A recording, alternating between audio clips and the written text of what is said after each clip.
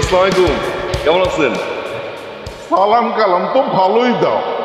শুনলাম তুমি নাকি সবার সঙ্গে বেয়াদবি করে বেড়াও, এলাকার কোনো মানুষই নাকি তোমার সঙ্গে স্বস্তিতে থাকতে পারে না, তোমার বাপের কাছে নাকি প্রতিদিনই বিচার যায়।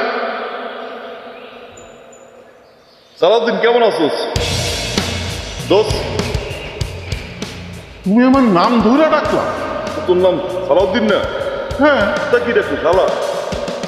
শোনো, আমি তোমার বাপের বন্ধু, বাপের বন্ধুরে কেউ নাম ধরে ডাকে? তো বাপের বন্ধু কি আমার বন্ধু হইতে পারে না? ম্যাচ আছে?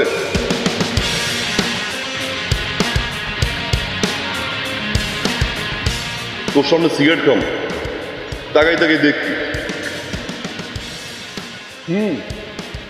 এখন বুঝছি এলাকার মানুষ খামোখাই কয় না, তুমি আস্ত একটা বেয়াদ। এই যে আপনারা আমি সালামটা দিলাম, মুসলিম হিসাবে উচিত ছিল আপনার সালামের উত্তরটা দেওয়া। আমি তো ভদ্রতার সহিত আবার জিজ্ঞাসা করছি, আঙ্কেল কেমন আছেন? উত্তর দিছস?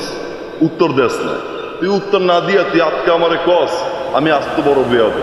আমি তো বেয়াদ, আমি এত বড় বেয়াদ যে আমার বেয়াদবি যদি আনতে মাপা শুরু করস টেকনাপ গিয়ে পৌঁছাবি, তারপর আমার বেয়াদবির সীমা খুঁজে যাবি না, বুঝছস না?